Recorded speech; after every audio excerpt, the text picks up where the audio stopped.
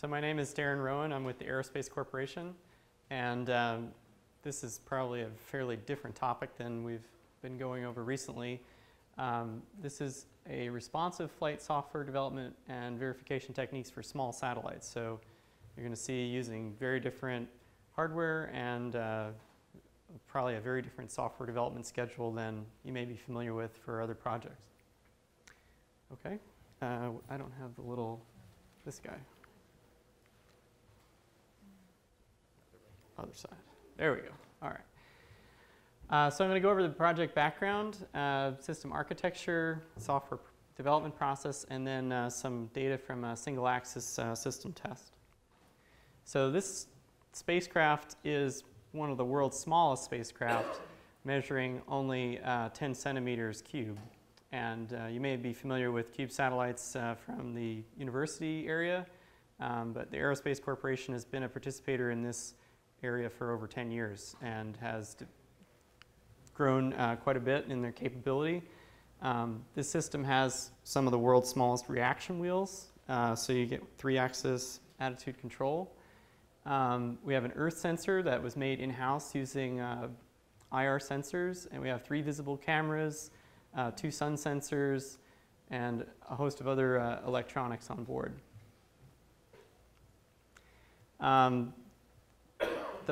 It's kind of a distributed computing system with a bunch of small 8-bit PIC microprocessors that are not radiation hardened. So the system is flying in a very low Earth orbit, and it's actually already been launched.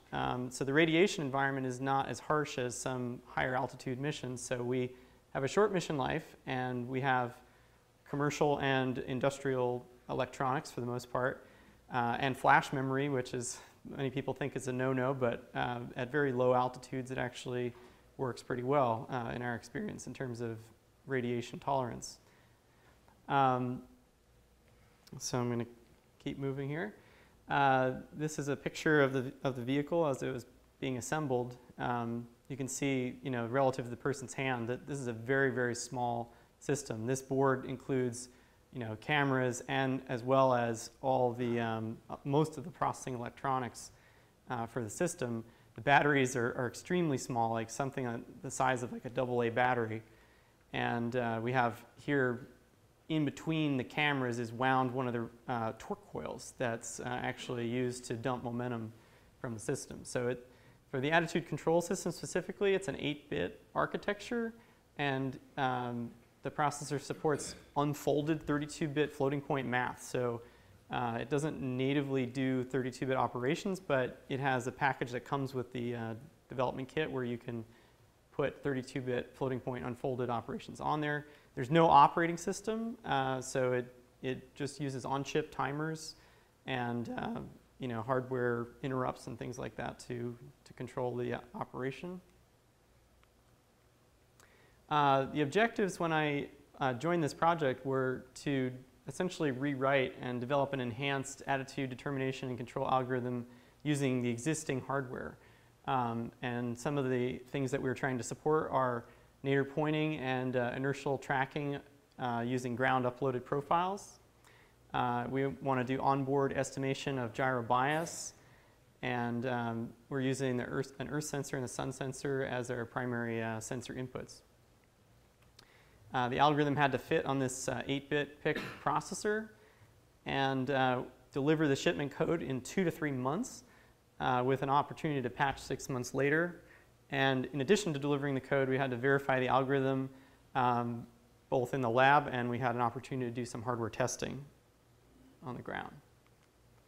So we've heard some about code generation. This is a prime example of how a very rapid development could be done with a code generation. So the attitude control system was developed in embedded MATLAB and Simulink with associated hardware models to represent things like the reaction wheels and the sensor models. Auto code generated C code was generated from the model and then merged with hand-coded hardware drivers and the interface code that was written in C in assembly. We then tested on an engineering model board using pre-recorded sensor data from the simulation. So we loaded that data into an onboard flash memory and then read that in as the test data for testing in the lab. And then we actually did a single axis closed loop test using a qualification model with artificial light and heat sources to simulate the sensors. And I have some pictures and more on that later. But all of this activity occurred in about 2 to 3 months. So it was a very rapid system, and we learned a lot about how to do this quickly. And that actually benefited us, once the mission got started. I'll get into that more.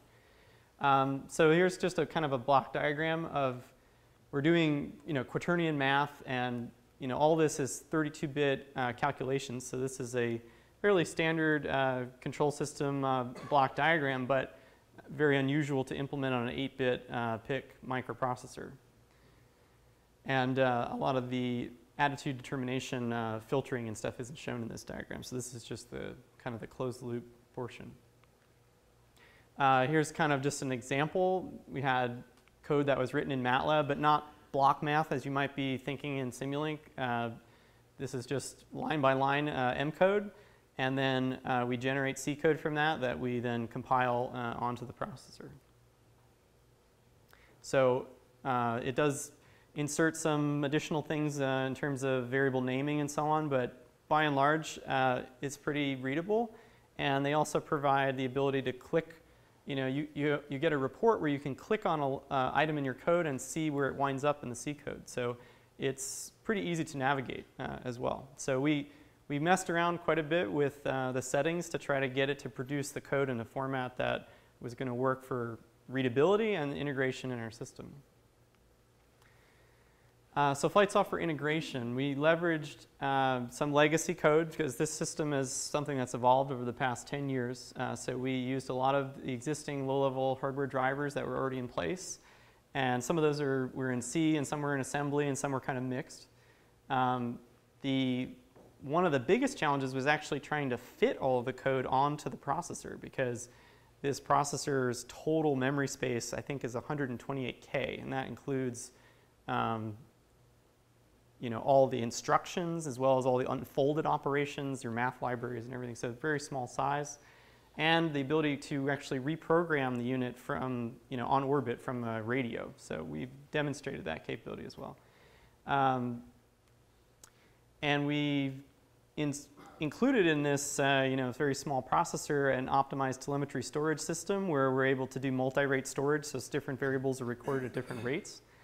And we have a flash memory on board, so we had to partition the flash memory to hold things like ephemeris and quaternion inputs, and as well as for telemetry storage.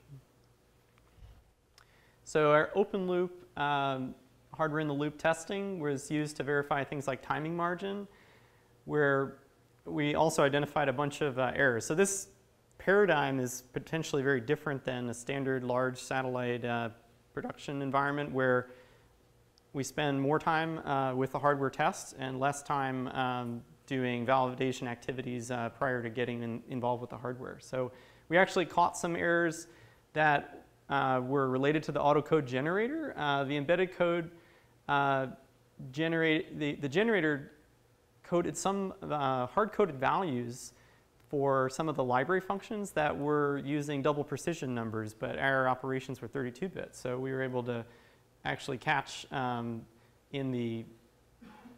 we compiled it and tested it in the lab, we were able to catch that as an underflow condition. And the MathWorks is actually updating their tool as a result of that finding. We also identified and corrected several interface bugs in the lab. And we also identified an issue where we have a real-time clock that had an issue with register rollover. And this was a problem actually in the integrated circuit that provides this real-time clock. And we were able to come up with a software solution to detect this rollover problem and fix it in software. We were able to compare the stored telemetry output to the simulation predicts, and this is how we identified a lot of these problems. So system testing, I have a little bit more on this in a minute, but we also verified timing margin, and some of the timing was slightly different when we're doing the system test, because instead of reading canned sensor data, we were actually getting the real sensor inputs. So the timing to do that is a little bit different. We identified and corrected a major flaw that was resulting with some of the sensors that were non-responsive occasionally. So we'd have like 1 out of 10,000 reads, the sensor wouldn't respond. And we had a problem there that we had to insert a timeout in the software to make sure that if that occurred, we wouldn't get hung up. Given we don't really have like an operating system, we have to do a lot of this monitoring manually. So that was something that wasn't in there that we had to add. We identified a hardware design flaw where the reaction wheel vibrations were actually corrupting the gyro sensor data. And this was due to the way they were mounted very close together with no isolation. And with a very short development schedule, there was no analysis done to see if that would be an issue. But with our lab test, we identified that problem and figured out that if we capped the wheel speeds at a certain value, we could alleviate it for the mission that was already being shipped. And then for a follow-on mission, we changed the mounting so that we won't have that issue anymore. We also identified and corrected some of our sun sensor processing database constants using this test in the lab. And we were able to compare the telemetry. And I have some plots showing the telemetry that was captured in the lab versus the simulation.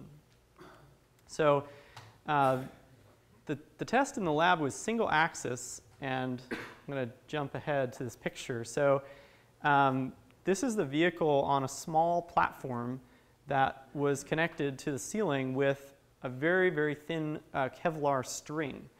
And given the vehicle only weighs about 1 kilogram, we don't need a very big string to hold it. And if you can get a string that's really, really thin, it doesn't provide much of a torque. So the system was actually free to rotate in one axis about the string. We added a few weights to balance it, and then we had a hot plate to simulate the Earth for the Earth sensor, which is an IR sensor. And we used a floodlight for the sun, which was good enough to provide light for the sun sensor. So a very low-cost test. This was in a situation where we're into the fiscal year where very little funding remaining. But the question was, can we do any tests to verify the system before we ship it? And so we came up with this test, and it was very, in terms of value, it was a very high-value test. We went through these scenarios where we did a lot of ConOps where we were, proving the Earth acquisition algorithm.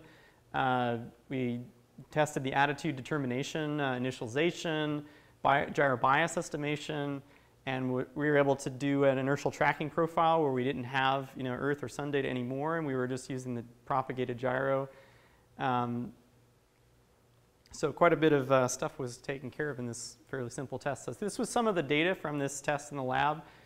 Compared to the simulation. So some of the differences are that the platform added some additional inertia. So we tried to estimate what that was, but didn't have that nailed down for the simulation. But the characteristic was pretty similar, so we were pretty happy with seeing this kind of performance comparison. It wasn't really designed to be a performance test, more a kind of flight software verification to just say, is the algorithm running the way we would expect it to, not necessarily are we getting the pointing performance that we were anticipating. But so I think it accomplished that goal. We had here's an example of where we had trouble with our string. So the string torque actually created a large enough torque that it disturbed the system during this period and saturated our integral controller. But outside of that region, we actually matched the performance of the simulation very, very closely. So we were doing a command where we were rotating one direction and then turning around and going the other direction. And this one, I think, was really the most useful. The question was, can we estimate the gyro bias of the sensor on orbit, and how could we test that in the lab before we ship it to see if there's anything we need to adjust in the algorithm? Now, our little platform on the string was swaying around, as it was moving. You had air currents disturbing it, as well as the fact that it wasn't maybe balanced perfectly. So some of this up and down motion we actually correlated to a video where we could see the thing was rocking on top of the string. But the overall, the characteristics were pretty similar to the simulation, and we actually augmented this test later where we attached laser pointers and were able to verify using external measurements that the pointing accuracy was very close to what the simulation was predicting. So then that's all I have for the slides, but I wanted to mention that since these were developed, the vehicle was actually launched. We've launched 3 of these systems about a month ago, and since then we found out that one of the rate gyros had a failure during the launch. So our quick development system was able to support the ability to completely rewrite the algorithm to be gyroless, and since then within 1 week we rewrote it to use a gyroless algorithm, tested it in the lab, uploaded the code, and we've demonstrated that we can actually meet some of the mission objectives even with a reduced hardware capability. And we've got some really great pictures. Unfortunately, they didn't get cleared in time of the Hurricane Sandy, the Grand Canyon, and a bunch of other areas. So the pointing accuracy in the right lighting conditions, because we have the limitation without the gyro, but when we have the sun available with the sun sensor, we can point the vehicle to within a couple degrees pointing accuracy. So overall, I think the rapid development system has worked out very well for us, not only in getting ready for the shipment, but dealing with on-orbit issues as they arise. So that's it. Any questions? Yes? Can you talk a little bit more about you mentioned the folded floating point, 32-bit floating point on a good architecture. Is that just the built-in compiler floating point handling, or did you do something else? So the development environment, I guess, provides a package that supports unfolded 32-bit floating point math. So it's a package that's delivered, and so we didn't have to do anything with it. Just it knows if you have let's say a math operation and it knows that there's 2 floating point values there, the compiler will automatically unfold that to assembly code instructions that carry that operation out. So we didn't develop that ourselves. It's provided with the development environment. What I was asking was it part of the compiler, or is it a separate library? It sounds like it's part of the compiler if you said it's an automatic thing. I would say that it's part of the development environment. I don't know that the compiler itself is built in. It's kind of like an add-on that you have to get with the tool. So on GCC, if you're using an architecture that doesn't have an FPU, there's an M soft float flag which will use libraries that come with a compiler, and it will basically do the emulation for you. And the reason why I'm asking this question is, in the process of this development, when you were doing this soft floating point stuff, did you ever look at the performance of it for certain operations? yeah, we did have to do timing analysis. That was one of the questions early on, was if we're using this library and we have so many multiplications, divisions, and whatever other operations are being done, trigonometric functions and stuff, how long did each of those take? So we had to go through and actually time those and use that in our timing budget. And then did you, as a result of that analysis, did you ever try to reduce the number of operations? Absolutely. That was a big challenge, was that we realized that certain types of operations with this unfolded math were unexpectedly much larger than others. Division might take 10 times longer than a multiplication just because of the way it was unfolded. So in some cases we had to we changed some of our architecture, like our database.